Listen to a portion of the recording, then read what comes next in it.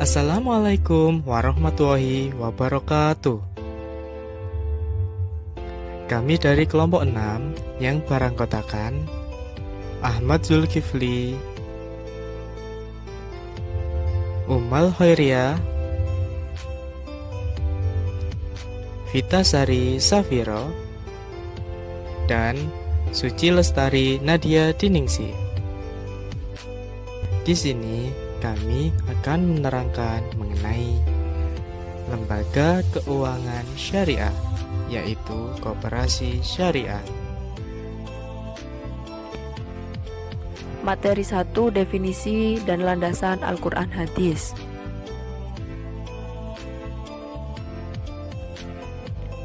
Definisi Al-Quran.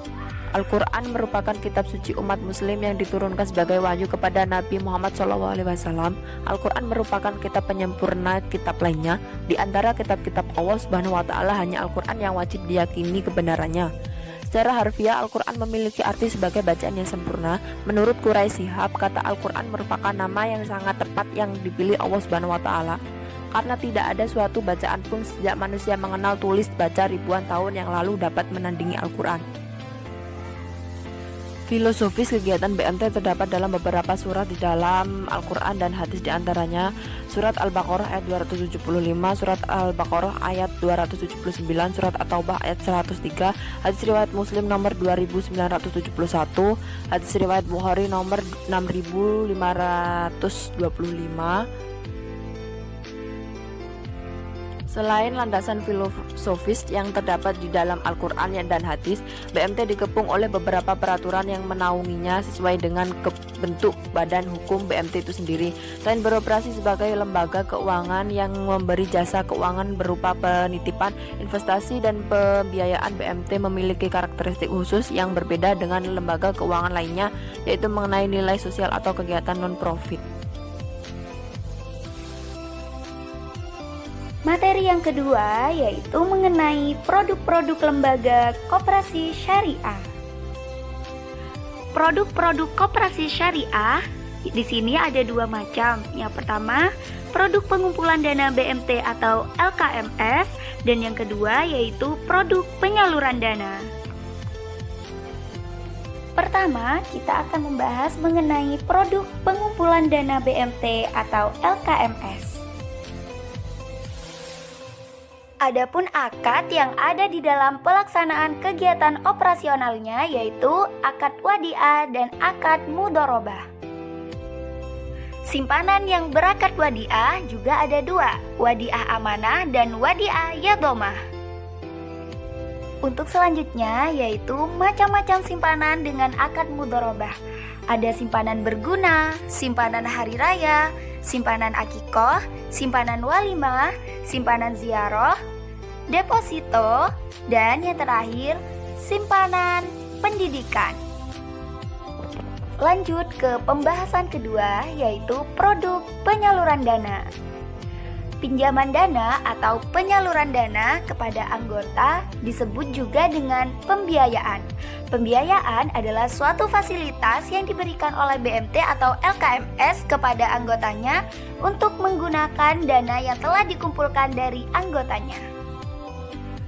Ada berbagai jenis pembiayaan yang dikembangkan oleh BMT atau LKMS yang kesemuanya itu mengacu pada dua jenis akad, yaitu akad syirkah dan akad jual beli.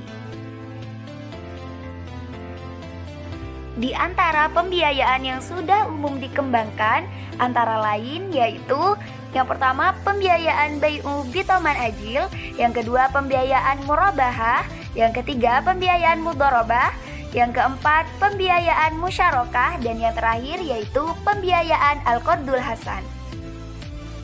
Materi yang ketiga, operasional lembaga. Konsep utama operasional dari koperasi syariah adalah menggunakan akad syirkah muadhofah, yakni sebuah usaha yang didirikan secara bersama-sama oleh dua orang atau lebih, masing-masing memberikan kontribusi dengan bobot yang sama pula. Selanjutnya, prinsip-prinsip lembaga keuangan syariah. Ada 4. Yang pertama adalah ta'awun. Ta'awun menurut bahasa adalah tolong-menolong. Sedangkan menurut istilah, pengertian ta'awun adalah prinsip saling membantu sesama dan meningkatkan taraf hidup yang dilakukan melalui mekanisme kerjasama ekonomi dan bisnis. Contoh penerapan prinsip ta'awun pada LKS adalah akad tabaru pada produk pembiayaan bank syariah dan skema tahun yang digunakan pada asuransi sehingga pemegang polis dapat memperoleh asuransi syariah. Selanjutnya yang kedua adalah tijaroh. Prinsip operasional lembaga keuangan syariah yang kedua tidak lepas dari karakteristik lembaga keuangan syariah atau LKS sebagai entitas bisnis yang bertujuan mencari keuntungan. Contoh penggunaan prinsip tijaroh adalah digunakannya akad tijari seperti akad mudharabah, musyarakah, murabahah, dan akad ijaroh dalam produk-produk LKS. Selanjutnya yang ketiga, menghindari ihtinas. Ihtinas adalah upaya untuk menahan uang atau dana supaya tidak berputar sehingga uang tersebut dibiarkan tidak berputar dalam transaksi yang bermanfaat pada masyarakat. Perilaku ihtinas tidak dibenarkan dalam Islam karena menyebabkan berkurangnya sumber dana untuk kegiatan ekonomi produktif.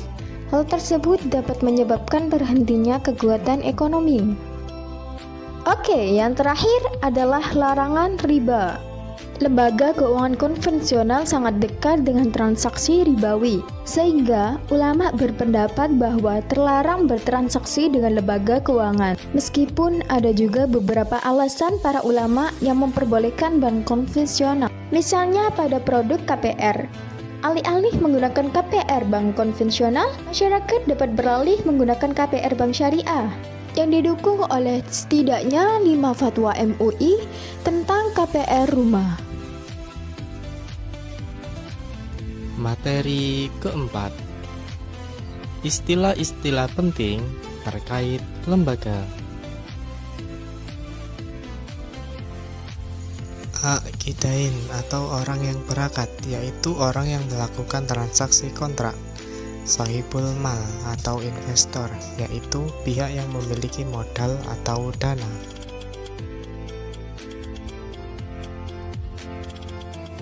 Mudharib atau penerima modal, yaitu orang yang bertugas untuk mengelola modal atau dana dari sahibul mal.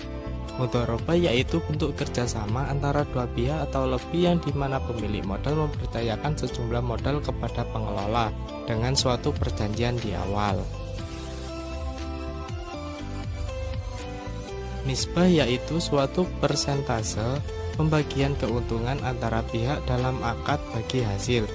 Wadiah yaitu suatu titipan dari satu pihak ke pihak lain yang harus dijaga dan dikembalikan kapan saja si penitip menghendakinya.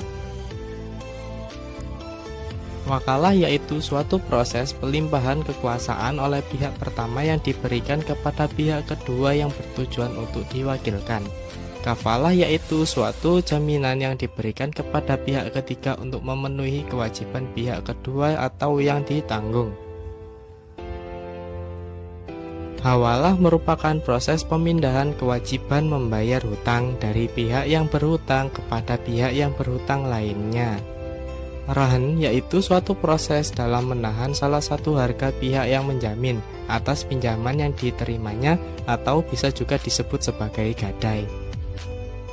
Dewan Pengawas Syariah yaitu dewan yang bertugas untuk mengawasi kegiatan koperasi syariah agar berjalan sesuai syariah dan tidak melanggar prinsip syariah.